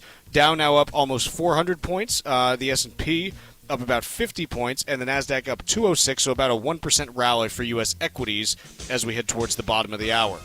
Quick break here. When we come back, we get the trivia answer, and we're talking some tech and AI after this. Bringing the latest financial news straight to your radio every day. It's the Financial Exchange on the Financial Exchange Radio Network. Congratulations to the students and staff of Emergence Academy in Springfield, Massachusetts for their winning submission to the state's Power of Presence initiative. The school's amazing video will help spread the word about the power of students being in school every day. To see the video and learn more, visit us at doe.mass.edu. Sponsored by the Massachusetts Department of Elementary and Secondary Education. It happens all over Massachusetts. Can you tie my shoes? In every home and every community. Be careful on your bike. Learning can happen anytime, anywhere. We'll see you at practice this weekend. And no matter how learning takes place in your family's life, DESE is there as your partner. The Massachusetts Department of Elementary and Secondary Education. Never stop learning. Find out more at mass.gov/back-to-school. Sponsored by the Massachusetts Department for Elementary and Secondary Education. The United States Virgin Islands is consistently voted one of the top Caribbean destinations. And recently, 2 of their beaches, Trunk Bay in St. John and Maggins Bay in St. Thomas, were voted a top 10 best beach in the Caribbean at the 2025 Traveler's Choice Best of the Best Awards. From the pristine beaches to its world-class dining, rich history, incredible golf, and perfect weather, the USVI has everything you need to make memories that will last a lifetime. From the moment you arrive, you will fall naturally in rhythm with the heartbeat of the islands. There's no money to exchange, and travel from New England could not be easier. Whether you're looking for a romantic getaway or a family vacation, the U.S. Virgin Islands is the perfect place for your next adventure. Go to visitusvi.com right now for more information and to book your trip. The USVI is America's Caribbean paradise. Go to visitusvi.com today. That's visitusvi.com. A solid financial plan has many layers, and trusts are often a core piece. Hi, this is Mike Armstrong from the Armstrong Advisory Group. Understanding the various kinds of trusts that exist can be extremely beneficial to your strategy. If you're retired or nearing retirement age, a trust may help you with a wide range of issues, such as asset protection, tax efficiency, and avoiding probate. Call us today at 800-393-4001 and ask for our new guide called Trusts and Your Financial Plan. We'll discuss a number of different trusts and the areas in which they may help and how to determine which one may be right for you. Even if you already have a trust in place, this guide can provide a description of certain issues that may arise and could help you decide if changes are needed. Call us today at 800-393-4001 and get your guide today. Or you can request the guide online at armstrongadvisory.com. The proceeding was paid for by Armstrong Advisory Group, a registered investment advisor. Nothing in the ad or in any Armstrong guide is specific financial, legal, or tax advice. Consult your own financial, tax, and estate planning advisors before making any investment decisions. Armstrong may contact you to offer investment advisory services. This is Tucker Silva of the Financial Exchange Show, and I'm joined today by estate planning attorney Todd Lutzke with your Financial Exchange Quick Tip of the Day. And today we're talking about the top estate planning mistakes to avoid. Todd, what is the downside of adding your kids to your accounts or adding their names to your real estate deeds as a joint owner? Won't this avoid probate? You're absolutely right. It would avoid probate, but there are better ways to avoid probate than just doing something simple, right? It's not, simple isn't always better. Throwing a name on an account or adding a designated beneficiary or a joint owner on a piece of property might not be the best way to go. Here's the problem. If you name one of your children as a joint owner and you have 3 children and you put that child on just because it's convenient and they're geographically close to you, well, you could be accidentally disinheriting your other children because this property, this asset will only go to that child. That child doesn't have to give it to the other kids. So that's a problem. And if you put your name, if you add a child's name to your real estate, now you're exposing it to that child's creditors, that child's potential divorces. That's never good. And plus, you've lost control over it. If you try to sell it, you need that kid's permission, and half the money would go to that kid. Please, folks, set up a trust, fund your trust much better than just trying to do it shorthanded and just give away assets or adding names to accounts. Todd Lutzke and the estate planning experts at Cushing & Dolan have written a brand new guide that details the estate planning blunders to avoid. You can request this brand new guide by calling 866-848-5699. That's 866-848-5699, or you can request it from their website, legalexchangeshow.com. The proceeding was paid for, and the views expressed are solely those of Cushing & Dolan. Cushing & Dolan and or Armstrong Advisory may contact you offering legal or investment services. Cushing & Armstrong do not endorse each other and are not affiliated.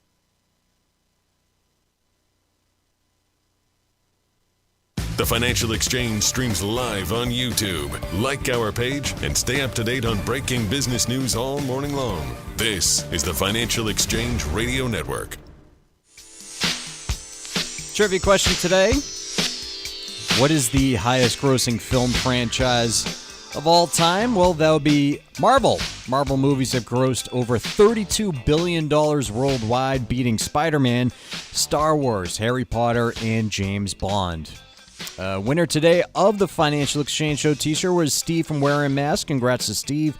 And we play trivia every day here on the Financial Exchange. See complete contest rules at financialexchangeshow.com. Almost feels too expansive to be called a film franchise, right? How do you mean?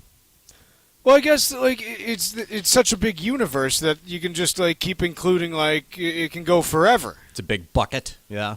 Yeah, it's like there's a lot of superheroes in that Marvel universe. Is all I'm saying. Yep. Certainly is. There's only one Pete Mitchell in Top Gun. It's not really a fair contest. Okay. That's all I'm saying. Apple's wandering eye is good for everyone but Google. Piece in Bloomberg opinion, and this gets at yesterday. Apple's Senior Vice President of Services, Eddie Q, said that for the first time ever in April, remember, the iPhone has been around for 18 years now. He said for the first time ever, we saw a decline in Google searches on Safari. Now remember, if you own an iPhone, the default search engine that you use is Google. You can change it. You got to go into all the settings, but Google pays Apple about $20 billion a year for the privilege of being the default search engine. And so Q said, hey, this was the first time we've ever seen a monthly decline in searches. And so a couple things that are just really impressive about that. The first thing is, obviously, Apple's ecosystem has been growing over the last 20 years. But probably even within that, users have been, using search more and more as they use it for, more things. So and doing more search on mobile device as well. Correct. So, on this news, Google promptly fell 7%. Apple was down a couple as well because there's two ways to interpret it. And he also, talked about, hey, we're thinking about incorporating AI search in the future, and, we want to do this, we want to do that. Two very straightforward ways that you can look at this. One, ChatGPT and other AI engines are taking queries away from conventional search. Yep. Number two is Apple is seeing less engagement overall with its devices, maybe. Either one of those is possible. Don't know, but obviously yesterday markets bought the Google side of things. I have a pretty tough time believing the second one. Why, give me any sort of... I just have a tough time putting a reason behind why people would be engaging less frequently with their iPhones. Maybe they're losing market share in China, and so there's fewer devices in use there. Don't know. Chinese phones, no way that they have Google as a search option. I'm just spitballing. I know. I'm sure with you. I'm just trying to get around it, and I'm not getting there, which is why I keep leading back to this is a real problem for Google. Or is it a little bit of scratch my back, I'll scratch yours? And what I mean by this, Right now, Google is involved in an antitrust trial. 2 of them, actually, that they've lost. Yes. And remedies are being discussed. The remedy trial for the first one, I think, is scheduled for September right now. In order for Google to appear as unmonopolistic as possible, it's in their best interest for the Apple deal to look as useless as possible for them. And for Apple, it's also in Apple's best interest, otherwise they wouldn't be doing it, by the way, to receive $20 billion a year from Google to be the exclusive default search option on Apple devices. Yeah, it's $20 billion for doing nothing. Correct! They don't have to do any... Oh, you mean we just got to, check a box that's it? Fine, we'll check that box, man. You got it. So, I kind of look at this, and on one hand, yes, it could be Apple signaling something about where they think search is going, and maybe it's bad for Google. On the other hand, Apple has a pretty vested interest in being able to keep Google as their default search engine. Sure. They get 20 billion reasons why each year. Again, you do the math, it's $200 billion, not accounting for the fact that this deal goes up every year. $200 billion over 10 years in free money for Apple. So part of me looks at this and goes, okay, is this actually something that is meaningful? Or is this Apple just trying to play this up so that Google at their trial in September can say, hey, Apple now the last 3 or 4 months, because they'll have more months of data then, has said that, they're not getting as much coming from search here. Search has to be compared with AI now, and so we're not as monopolistic. So don't break that off, because we that's not really what it is. Yeah, I suppose it could be either, but I also suspect that Apple is not making the story up. They're not making it up, but why are they saying it? Why are they stressing it? Not even why are they stressing. Why are they saying it? Yep. Because they're not required to disclose this data. Apple gets all kinds of data on what we use on our phones all the time.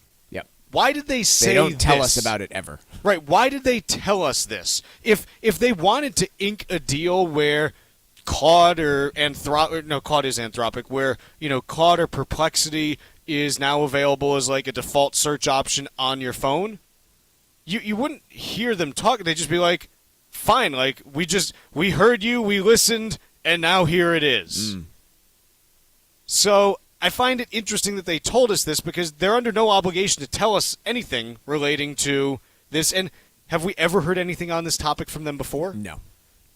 Hence my why now, and my antenna are up a little bit on this, and I will be eagerly watching that remedy trial for Google in the fall to see if they happen to bring this up. Folks, brand new guide from the Armstrong Advisory Group is out for the month of May, and it's a financial planner's guide to trusts and estate planning. We obviously talk a lot about estate planning on this program, really a key part of any comprehensive financial plan. But this one really starts at the basics of understanding how trusts work, who might need one, and the different types that are out there. We frequently get into real detailed technicalities, but if you're looking for an overall piece on just how are the basics of trusts utilized and how do they best complement a comprehensive financial plan, depending on where you live, what your family setup is, and what your long-term goals are, this is the guide for you. It's brand new from the Armstrong Advisory Group. It's called Trusts and Your Financial Plan, and you can get your free copy by calling us at 800-393-4001. The guide's also available online at armstrongadvisory.com. There's a monthly guides button right on the webpage where you can request it. But that phone number, once again, 800-393-4001. The proceeding was paid for by Armstrong Advisory Group, a registered investment advisor. Nothing in the ad or in any Armstrong guide is specific financial, legal, or tax advice. Consult your own financial, tax, and estate planning advisors before making any investment decisions. Armstrong may contact you to offer investment advisory services.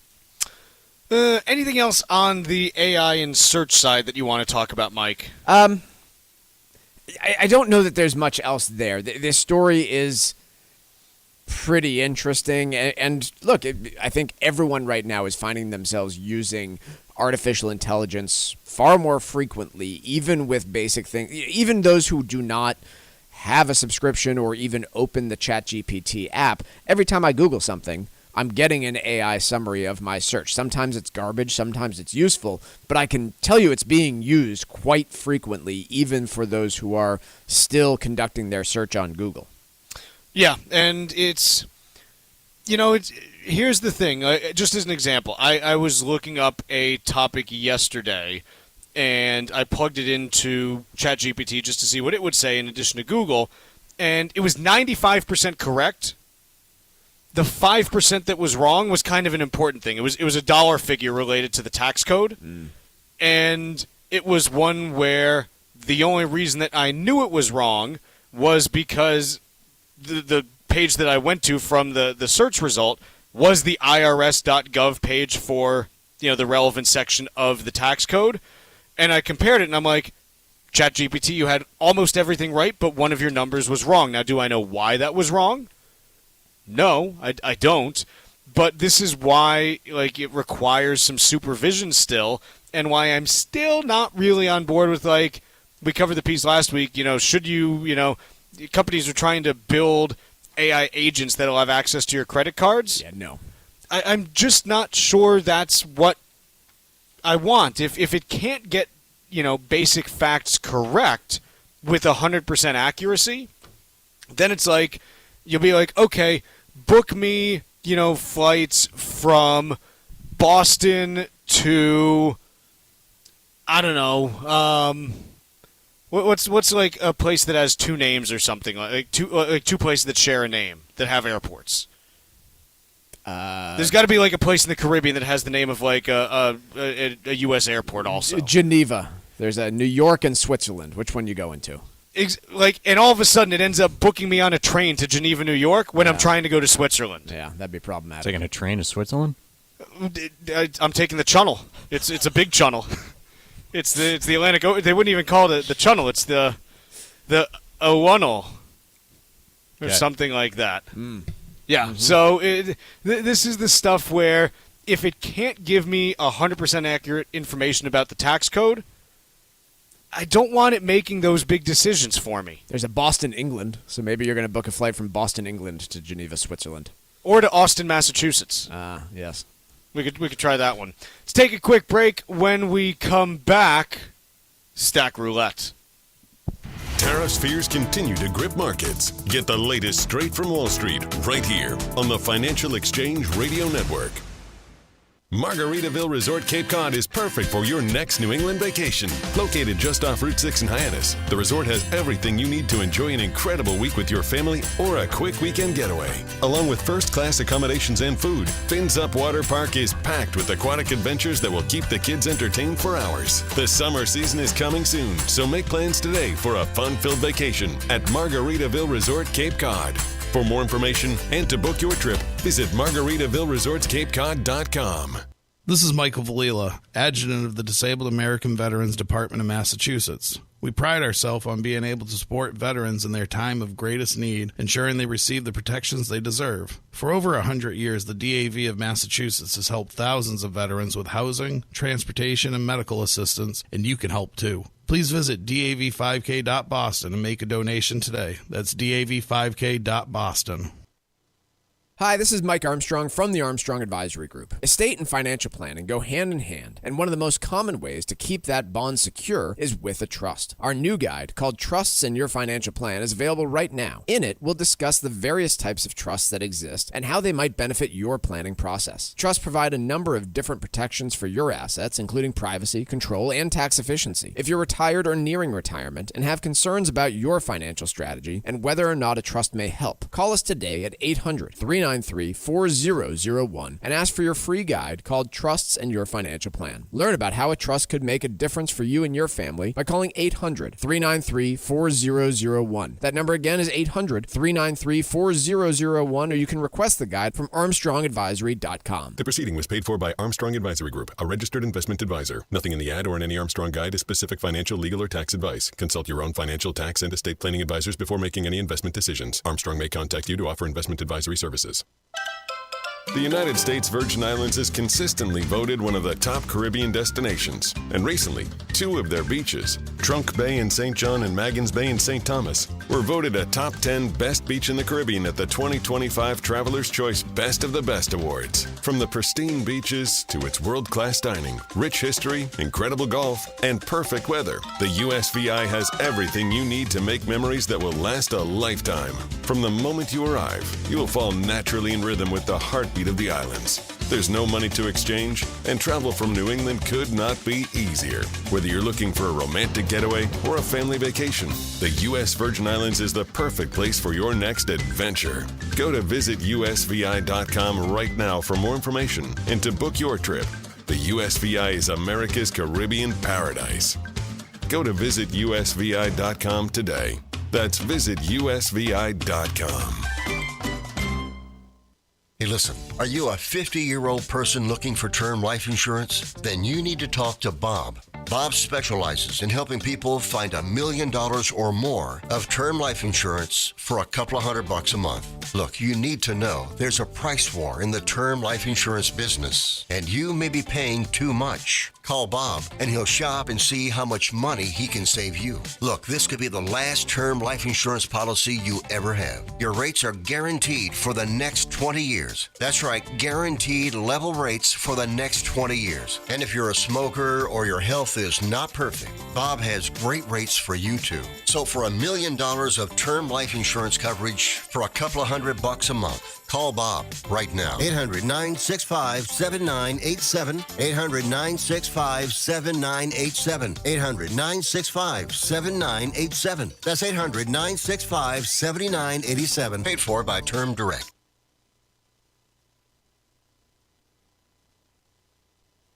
The Financial Exchange Show podcast drops every day on Apple, Spotify, and iHeartRadio. Hit that subscribe button and leave us a 5-star review. You're listening to the Financial Exchange Radio Network. This segment of the Financial Exchange is brought to you in part by the U.S. Virgin Islands Department of Tourism. The U.S. Virgin Islands are St. Croix, St. Thomas, and St. John and are consistently voted one of the top Caribbean vacation destinations. Enjoy world-class cuisine, pristine beaches, rich history, and a vibrant nightlife. Book your trip now to visit America's Caribbean paradise, the United States Virgin Islands. For reservations and more information, go to visitusvi.com. That's visitusvi.com.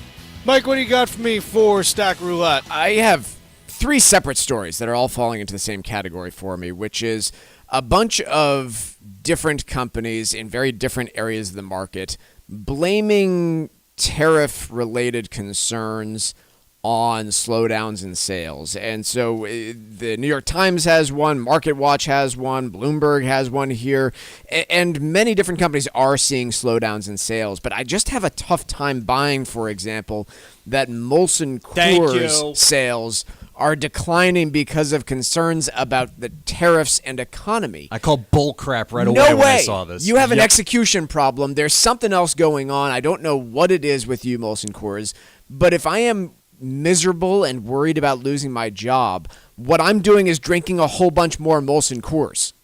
Or cheap, or just downgrading to a cheaper beer. Right. No, there's... Yeah, there might be some if I'm like a beers, craft beer guy, right? Right, you're I'm going to downgrade to Coors. And we saw this, by the way, during 2022 and 2023 when consumers were really concerned about inflation. What did they do? They moved over from the shopping at Whole Foods and moved down to Walmart where they could get cheaper, or at least perceived cheaper prices on groceries.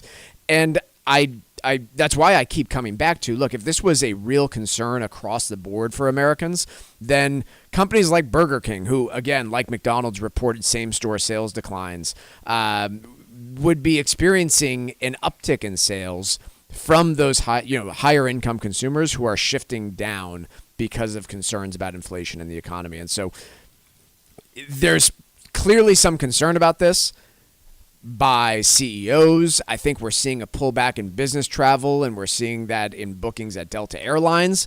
But on the other hand, Disney reported earnings this week, and bookings at their theme parks are pretty darn good. And so we may eventually fall into this period of concern and recession where consumers are pulling back, but it's not happening across the board. I think we're seeing some real stress for lower income Americans who are perhaps not even finding enough money in the paycheck to go to McDonald's. But I don't see this as a uniform across the economy situation. What are your takeaways on this, Chuck? Because I'm left a little bit confused by these.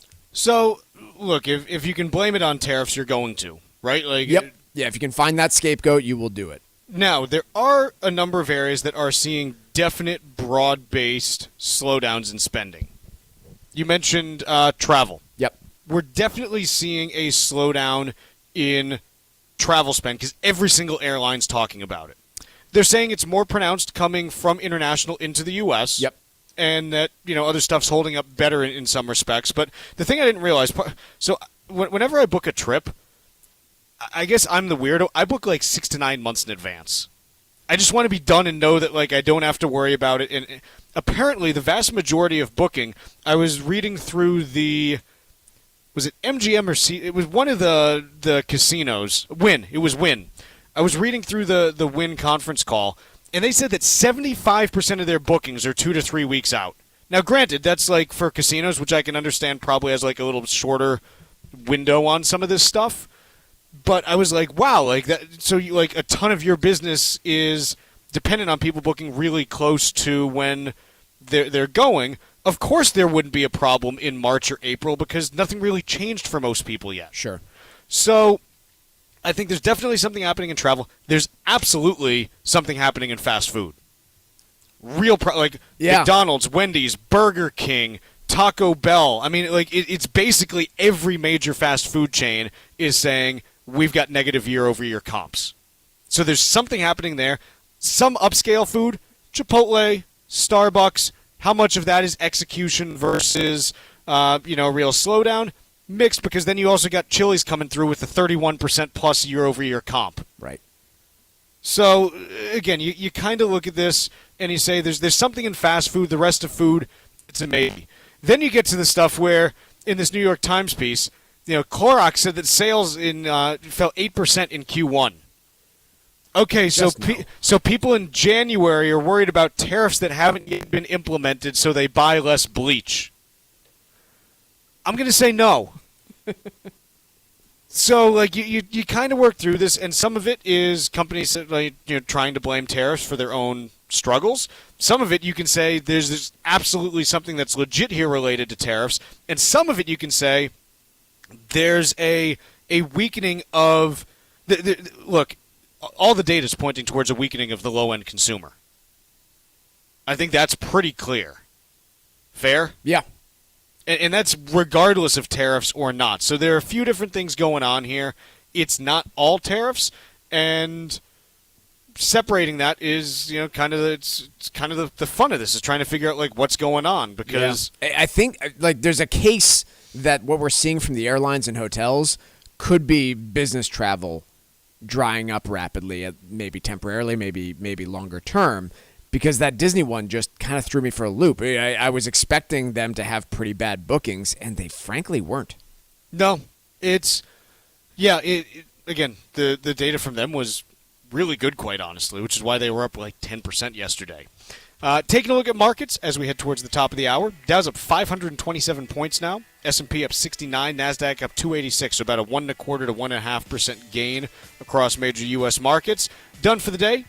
Back tomorrow, and we will finish up the week.